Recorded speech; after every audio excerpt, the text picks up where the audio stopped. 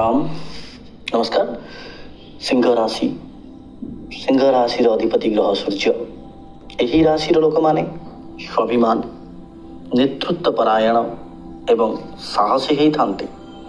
से माने सदा आलोकर केन्द्र बिंदु रहिबा को भल पाती। यही राशि जातक माने दयालु हेले मध्य केबे केबे अहंकारी ही पारती। से माने सफलता और सम्मान को जीवन मुख्य लक्ष्य भाव देखते।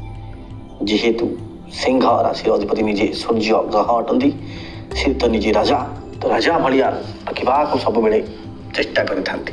तो ये आम नवेम्बर मसरे सूर्यंकर राशि सिंह राशि केमी कौन समय निश्चित भाव में आलोचना करवा। देखो ये मसरे बिल्कुल बहुत किसी जिन प्रॉब्लमेटिक थिंग्स को क्रिएट करुच्ची। फर्स्ट कथा, प्रथम हाउस रे केतु महाराज चिंता देवे। तो आप जानते केतु यदि प्रथम रे बसिले सप्तम भाव रे राहु बसिले तो आम से कथा आलोचना करवा आग को। फास्ट कथा मुझे कहूँ सिंह राशि स्वामी निजे सूर्यदेव निज अवस्था तुला राशि एणु निजक सम्मान रे कौटी आँच आसवा, कौटी इनसल्ट हो सब आसपे। हेल्थ इश्यू, गैस, इनटी प्रॉब्लम 17 तारीख जाए रते पर्यंत जाए सूर्य आपणकर राशि आपणकर जातक आप सूर्य को देखते कौटी अच्छा आम एबिकार सिचुएशन अनुजाई ग्रहंकर जो ट्रांजेक्शन चली तो से सूर्य निज राशि अच्छा। तो एणु स्वास्थ्य हेल्थ इश्यू निहाती रही पाए। सेकेंड हाउस रे अच्छा शुक्र। तो ये आम देखा 1 ରୁ 2 नवेम्बर जाए आपंकर गोटे क्षति जुग अच्छी। निश्चित भाग 1 ରୁ 2 नवेम्बर भितर आपणकर किसी जिन हजि जापे, पैसा किसी फसी जापे, ये सब जिन अच्छी।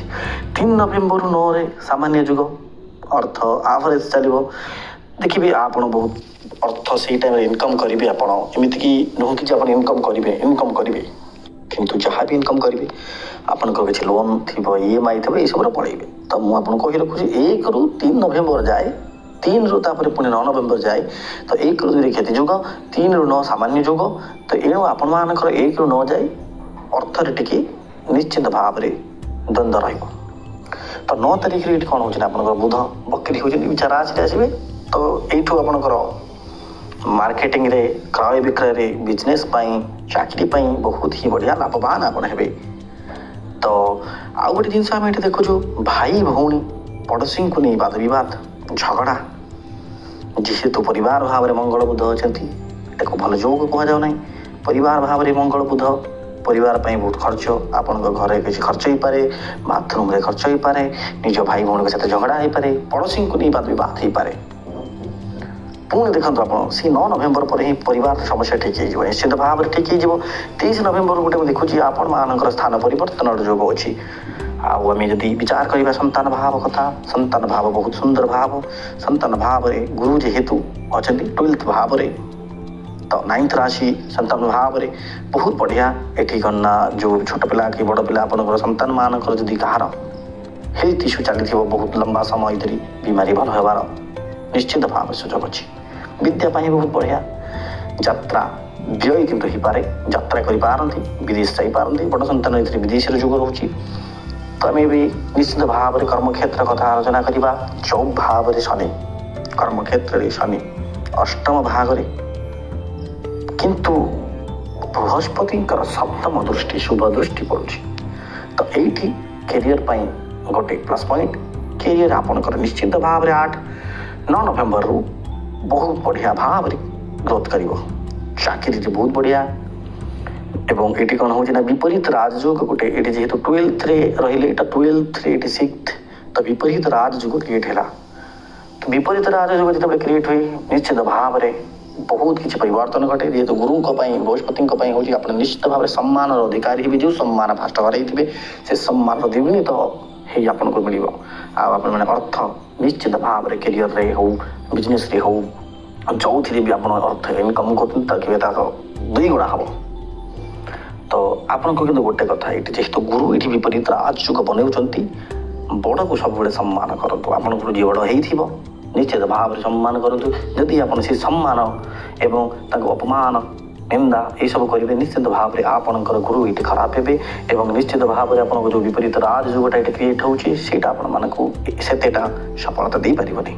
तो दाम्पत्य जीवन बहुत गुरुत्वपूर्ण कथा यहाँ देखो मुझे फास्ट कही प्रथम हाउस रे तुम्हारा तो 7th हाउस रे निश्चित भाव में आमर राहु रही तो राहु साथी ये चंद्र रही जोटा चंद्र निजर माँ को भी कहुए पानी चंद्र क्षीर चंद्र किंतु राहु प्लस चंद्र हेल्ले ग्रहण ग्रहण जुग हूँ 7th हाउस रे 7th हाउस कौन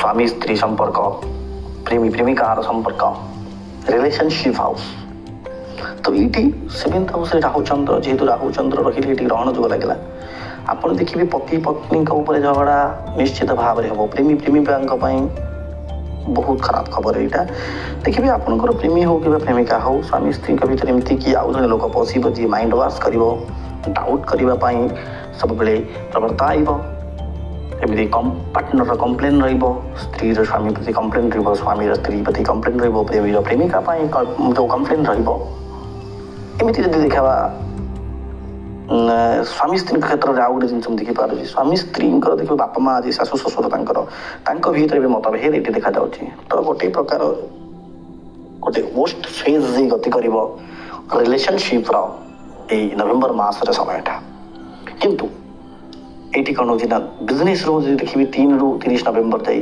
बहुत बढ़िया अच्छी 9 नवेम्बर सबुठ सुंदर अच्छी 3 नवेम्बर सामान्य जुग 9 नवेम्बर बहुत बढ़िया जुग आउ निश्चित भाव में आप ओं ह्रांग ह्रीं ह्रौं सा सूर्याय नमः मंत्र जप करूँ हनुमान चालीसा पाठ करूँ भगवान महादेव को आप निश्चित आराधना करूँ समस्त प्रकार प्रॉब्लम दूरीभूत हम आप निजर जातक प्रेडिक्शन करने को चाहते आपण निजर जातक विषय पुंखानुपुंखा भाव आलोचना करने को चाहते निश्चित भाव में आम डिस्क्रिप्शन में दिया नंबर में कंटाक्ट करूँ व्हाट्सएप करूँ आप डेट ऑफ बर्थ टाइम निश्चित भाव में आम आपको प्रेडिक्शन कर जानबू। जय जगन्नाथ।